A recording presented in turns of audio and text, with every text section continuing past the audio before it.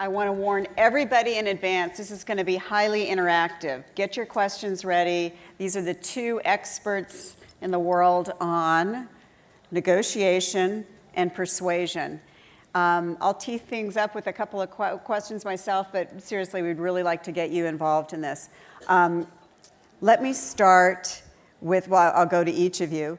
Vicki, on the art of negotiation. We also decided there's two types of negotiation persuasion we're going to focus on. One is doing it on behalf of yourself, and the other type would be doing it in a transaction setting. So, with that in mind, give us your 3 top tips in both areas and some more stories to go with it. Sure, thanks. You know, my top tips in both areas would actually be very similar. And the reason is that when you're negotiating for yourself, it's very much like negotiating a major transaction. So I think that they're very similar ideas. And the first one is absolutely go first. Get a huge advantage from going first in the negotiation, and that's true whether you're negotiating for yourself or negotiating on behalf of your company in a transaction. The second piece of advice I would offer is to make sure as you go first that you build a rationale that really focuses on the other side. And then finally, to go first with multiple options rather than a single offer. So the idea is rather than going in and making one offer, you make 3 multiple options. We call them multiple equivalent simultaneous offers, or mezzos. And the concept works brilliantly when you're negotiating for yourself. You don't go in and say, I'm interested in this particular position. You go in and talk about how you are going to help the company to achieve this particular goal by doing X, Y, and Z, and we could do it in this way, or we could do it in this way, or we could do it in this way. So you offer a few alternatives. And that's something I would say works also in transactions. In transactions, one of the mistakes people make is they often make the rationale about the other side rather than about the other side. They don't focus enough on the other side, and that's a really key thing to focus on. Good. Beth, you have never lost a trial lawyer. That's why you're one of the top trial lawyers in the country. You represent a lot of times what people might consider the bad guys, you know, some of them in our room, you know, Big Tobacco, Pfizer, the NFL owners. Tell us your 3 secrets to success in persuading a jury in those kinds of situations.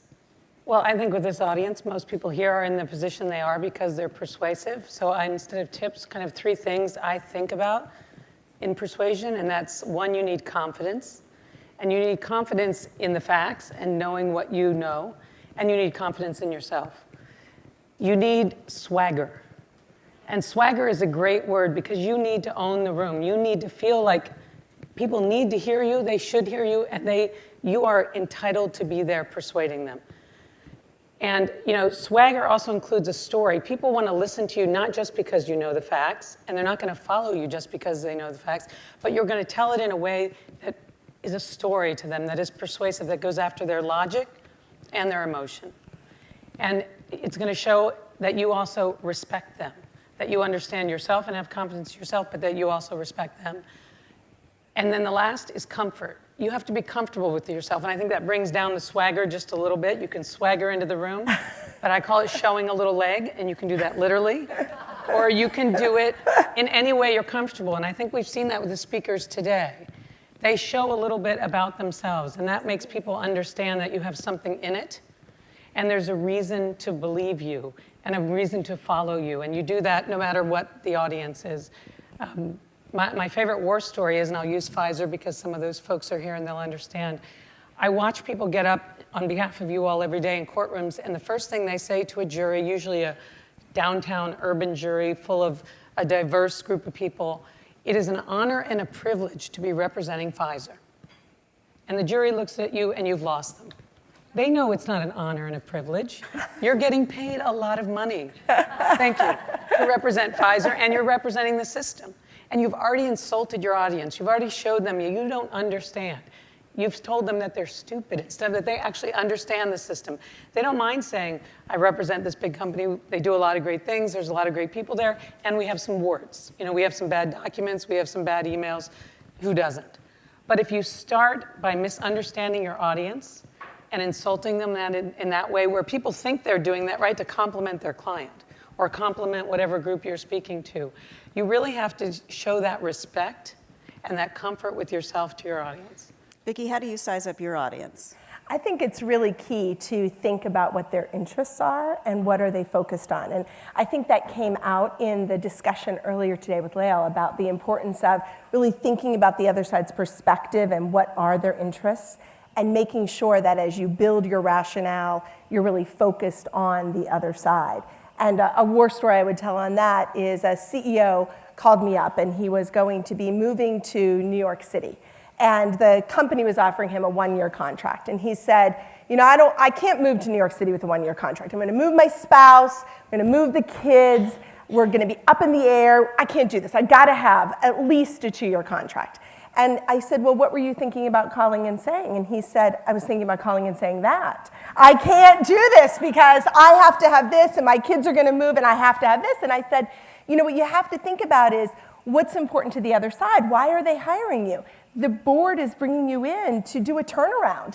They don't want you to make short-term decisions. They want you to think long-term. They want you to think about the future. So you want to go in there with a 5-year plan of how you're going to turn this business around. And you want to talk about that 5-year plan, different ways, the 3 options, about how it could be accomplished, maybe a 3-year review period, but you don't want to go in there and say, I have to have a 2-year contract, right? You want to talk about the other side. And that's, of course, is what the big mistake that young job applicants make, where they write to the potential employer saying, here's why I want to work here, as opposed to, why do you need me? You know, it's so interesting because I think that young negotiators do make that mistake, but one of the things I see is that even some of the very best negotiators who would never do that when they were negotiating with a customer, they would never talk about their costs, they still, when they're negotiating for themselves, will talk about themselves. Because I think what we want is so salient to us that we just have a tendency to focus on it rather than focusing on the other side. And I think that's true both when you're negotiating for yourself, but also in transactions. Right. In transactions, if I'm selling my company, I want to think about what's this business going to do for you, not, you know, what is a multiplier times EBITDA of what I'm currently doing. Right. So I think it's really key. Let's tee up for some questions, and let me ask you, Vicki, what mistakes CEOs make, because you advise CEOs all over the world. I think that one of the mistakes that CEOs make is they think that the data is going to compel the other side in the negotiation. And they fail to see the importance of the kinds of strategies that Beth is talking about around influence. So framing the situation and creating that sense of urgency that Ursula talked about earlier, and that impatience. I think making sure that you are really thinking about telling stories, as Beth said, and making it a compelling argument. I think the data alone does not convince. It's really important to put the data into an influence package. And I think too often we don't do that. Questions? Okay, I'm just going to keep going, and just raise your hand if you, right over here. Yeah, well, it's not quite a question, but it's just a point that I would like to share with you. Very often in my country, when we have to operate on a woman, we need the consent of the father or the husband or her brother. And very often it's a life-threatening situation. And they say, no, I don't want her operated. So to have the consent, I have 2 papers on the table. I say, look, you brought your wife because she's bleeding. She will die if we don't stop that bleeding. She's the mother of your 5 children. The operating theater is ready. The surgeon is there. The anesthetist is there. The equipment is there. In half an hour, you will have your living child in your arms if we operate. And all we need is for you to sign and give us the go-ahead. If you do not give us that, then sign this other paper. She's your wife. She's the mother of your 9 kids. You don't want her saved? Just say so. Give it to me on paper. It's your wife. They always sign. That's a great story. That's a good example of the urgency. Absolutely. And the lost frame. That's Creating great. a sense of urgency. Beth, you actually, we do have a question here. Go ahead. Hi, Marjorie Krause, APCO Worldwide. I just wondered, that raised a question for me as to whether whether these rules apply the same way around the world, and what are the cultural differences that affect the way you would handle a situation? You want to go first? I think you take those three things I've talked about, and you just balance them differently depending on where you are. And that can be in this country, that can be around the world. And you should obviously know your audience, which means know your culture and where you're talking. But it's also, when you're talking to the board versus you're talking to investors, talking to the people who work for you, talking to your customers, I think you're always balancing how much confidence do you show, how much swagger. When I walk into the NFL owners, there's a little more swagger in my step than when I walk in and talk about hormone therapy for Pfizer. And so you're balancing those, I think, all the time. And the people who are really geniuses, I think, at persuasion are always interested in the other people. It's kind of what Vicki said. How is my audience reacting? And am I using something that's relevant in their life and a story that's relevant in their life or their culture to bring them around? So I think Speaking of alien cultures, though, did you have difficulty, or have you had difficulty communicating with those NFL owners? All, as you point, all white males, correct?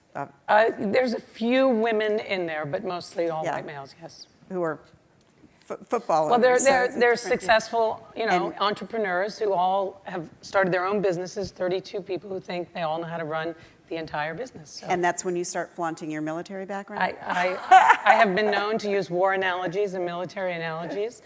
But, it really is understanding what their problems are and how they will come out thinking this was their idea, right? But that you led them. I think the self-deprecation that women do all the time is not that useful unless it's kind of tongue-in-cheek, which I think works once in a while. But people ultimately to follow you and make a decision that you think is persuasive because you're doing it because it's difficult, they have to believe they are following you. It can't just be, oh, this was all our idea, I'm not that smart, but here's what you came up with. Right. I think that's the next step for most of us, is really embracing that. Okay. Well, I'm Shini from CSOF. Just a question comment on the cultural difference coming from the east side of the world. When you walk into a room for negotiation, do you normally looking at physically where you sit, or does it have an impact? Right. So how do you set yourself comfortable to start a conversation or negotiation? Right. Does that impact you? Mm-hmm. I do think that there are important cross-cultural differences when it comes to negotiation. And I think the differences are more around strategy than around proximity or spacing or seating. But the strategies are really important to think about. And what they really come from is how are those cultures different in terms of, for example, how directly they communicate. So you heard one of our speakers earlier talking about how direct she's finding the Danish. And I find that, I probably should have been born in the Netherlands because I'm pretty direct. I think I would fit well into that culture. I'm a very direct American. And in other parts of the world, people are far less direct. And so it's really important to navigate how direct you are in terms of the culture of the place. I think another really key difference in terms of negotiation is to think about what exactly is negotiable and what is the range of what is considered to be negotiable. The good news is, in terms of business transactions, there's a lot of similarities around the world. But when it comes to our personal negotiations, there are definitely big differences. I'm a person who always negotiates her hotel room. I do it consistently anywhere I go. And I will tell you that, that doesn't go over so well in Germany, for example. So I think it's really important to understand kind of what is negotiable and how they approach negotiations. How much of being a successful persuader or negotiator is the personality you have, and how much of it can be learned?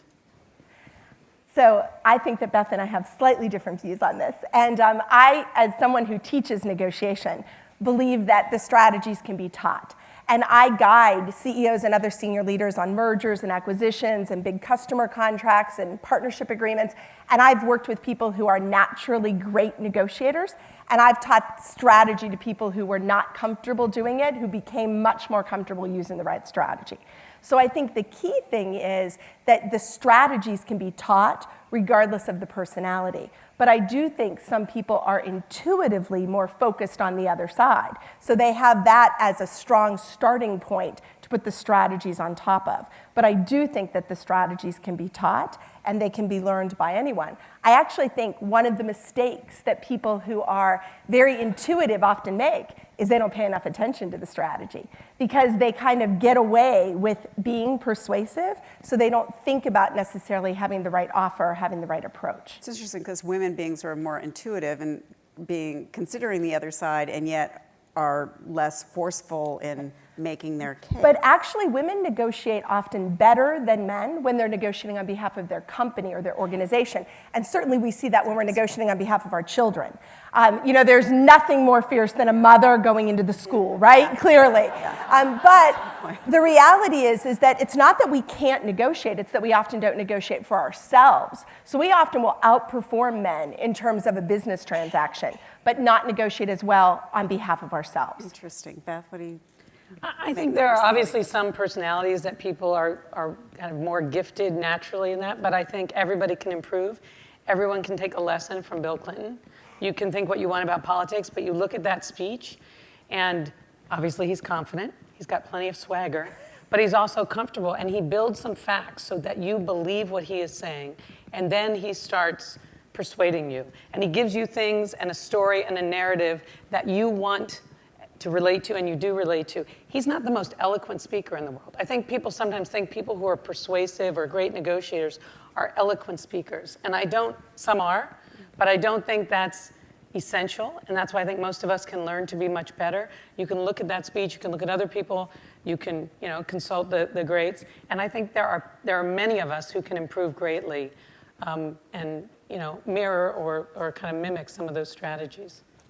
I was going to say, I think that Bill Clinton is an amazing storyteller. And I think that you see that most of the best politicians are incredible at telling stories, and they use the story to convey the point.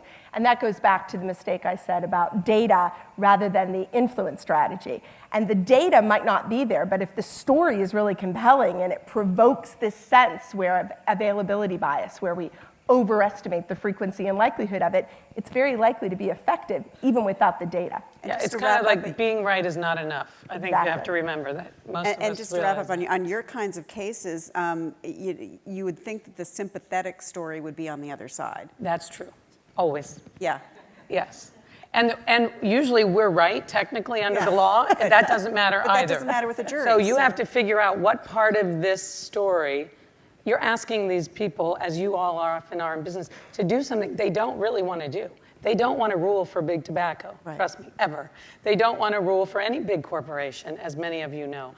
But they do want to follow the law. They do want to feel good about themselves. So how do you figure out how to harness that with them and make it empowering to them? I mean, I think the ultimate persuaders are people who make people walk out of the rooms thinking they're empowered to go do something.